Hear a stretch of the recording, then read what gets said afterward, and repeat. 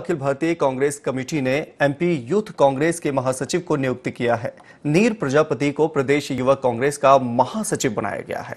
युवा कांग्रेस के महासचिव बनाए जाने पर नीर प्रजापति ने राष्ट्रीय और प्रदेश कांग्रेस नेतृत्व का आभार व्यक्त किया है। वहीं नीर प्रजापति ने बताया है कि उनकी कोशिश होगी कि वे युवाओं की समस्याओं को उठाएं। इन्हीं कुछ मुद्दों पर मध्य प्रदेश युवा कांग्रेस के महासचिव नीर प्रजापति से खास बातचीत की हमारे ब्यूरो चीफ आकाश सेन ने। मध्य प्रदेश यूथ कांग्रेस के महासचिव जो है नीर प्रजापति बनाए गए हैं। लंबे समय से सक्रिय राजनीति में थे और यूथ कांग्रेस में अगर हम बात करें तो लगातार सोशल मीडिया पर काफी कैंपेनिंग की, एक्टिव रहे और कहीं ना कहीं इसके बाद बड़ी जिम्मेदारी दी गई। हमारे साथ मौजूद है सर। सबसे पहले तो बहुत बहुत शुभकामनाएं आपको। जी बहुत बहुत धन्यवाद आपका। सर, बड़ी जिम्मेदारी मिली है क्योंकि पहले अगर बात करें तो सोशल मीडिया को लेकर पूरे एक कोऑर्डिनेटर के रूप में, स्टेट कोऑर्डिनेटर के रूप में आपने काम किया, क्षेत्र में भी लगातार सक्रिय रहा, युवाओं की एक पहचान रहा, एक तरीके से उनकी आवाज़ को बुलंद करने का काम किया। अब एक बड़ी जिम्मेदारी। निश्चित रूप से ये एक बहुत बड़ी जिम्मेदारी दी गई है प्रदेश महासचिव के रूप में, जिसके लिए मैं सर्वप्रथम कांग्रेस के शीर्ष नेतृत्व आदरणीय सोनिया गांधी जी, राहुल गांधी जी, प्रियंका गांधी जी को धन्यवाद देता हूं।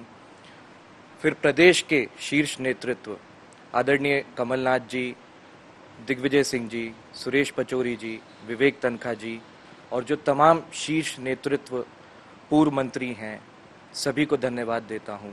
उसके बाद जो हमारे युवाओं नेता के जो एक यूथ आइकॉन हैं, जीतू पटवारी जी, कुणाल चौधरी जी, जयवर्धन सिंह जी, विक्रांत भूरिया जी, निलय जी, इन सभी को मैं बहुत बहुत धन्यवाद देता हूं और जितने युवा नेता हैं सभी को धन्यवाद देता हूं।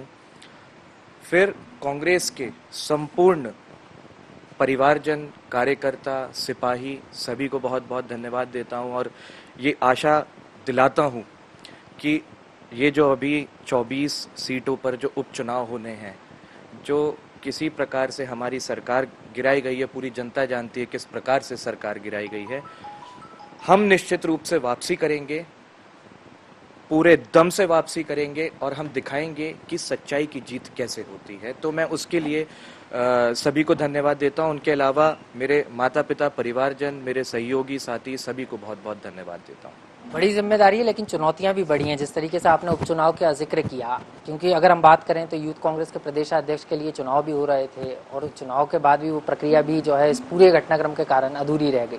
लेकिन क्योंकि अब सरकार में नहीं है तो बड़ी चुनौती है और एक बड़ा वर्ग है, क्योंकि कोरोना संकट काल भी है और अगर हम बात करें तो सोशल मीडिया के जरिए ही युवाओं तक पहुंचना है, तो एक बड़ी चुनौती, क्या स्ट्रेटेजी रहने वाली है? लेकिन निश्चित रूप से चुनौती बहुत बड़ी है। पहली चीज तो ये कि विगत 15 सालों में जिस प्रकार से युवाओं की जो सोच थी, जो उनका मन था, जो कार्य करने की शैली थी, मुझे आप एक चीज बताइए, क्यों यहाँ से जो एजुकेटेड यूथ है वो पलायन कर जाते हैं मुंबई, दिल्ली, कोलकाता, बेंगलोर, क्यों जाके वहाँ पे अपनी नौकरी ढूंढते हैं और काम करना चाहते हैं, क्यों बाहर की यूनिवर्सिटीज देखते हैं, क्यों वहीं पे सेटल होके काम करना चाहते हैं, क्यों विदेश की चीजें देखते हैं? उसका अहम कारण ये है कि यहाँ पे एक हमें बेहतर एजुकेशनल सिस्टम चाहिए, एक बेहतर इंफ्रास्ट्रक्चर चाहिए, बेहतर एमएनसीज चाहिए, ताकि यहाँ पे जो एम्प्लॉयमेंट जनरेशन हो वो प्रॉपर तरीके से आए। तो इन सारी चीज़ों पे कमलनाथ जी की सरकार पूर्व में 1.25 साल से कार्यरत थी और काम कर रही थी, और ये अगर नहीं होता तो अभी 5 साल नहीं 10 साल रहती, क्योंकि इतना काम हो रहा था। और ये जनता के बीच में ये बात है, कोई भी किसी से आप जाके पूछे कि कोरोना का संकट कैसा रहा, क्या रहा, सब लोग बोलेंगे जिस प्रकार से सरकार को अपने दायित्व निभाने चाहिए थे उस प्रकार से सरकार ने अपने दायित्व नहीं निभाए हैं। त्रुटियां हैं जिसके लिए सुझाव अगर वो अच्छे से लेते, सामने वाली पार्टी से भी सुझाव मिल रहे थे, लेकिन उस पर अच्छे से काम नहीं हो पा रहा था, ये एक त्रुटि रही है। मतलब इसको युवाओं के बीच में ले जाने की पूरी तैयारी है और उपचुनाव में जो है युवा, क्योंकि एक बड़ा वोट बैंक भी है और कोरोना संकट काल के कारण चुनाव का, इस बार का जो चुनाव है, क्योंकि दुनिया बदल गई कोरोना के कारण, तो अब चुनाव भी बदला हुआ नजर आएगा, तो पूरी तैयारी पूरी हो गई। जी देखिए, तैयारी तो पूर्ण रूप से हम लोग कर रहे हैं और ये हमारा कर्तव्य भी है।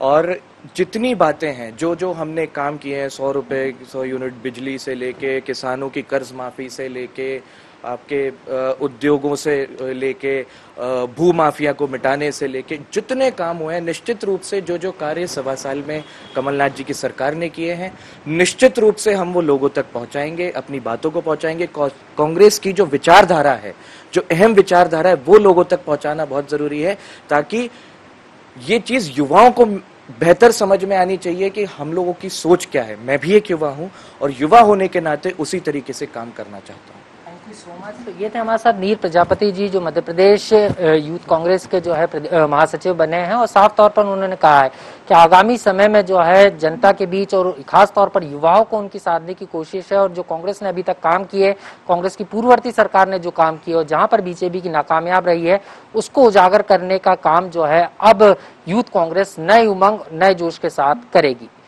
कैमरा पर्सन विपिन के साथ आकाश सेन, IND 24 भोपाल।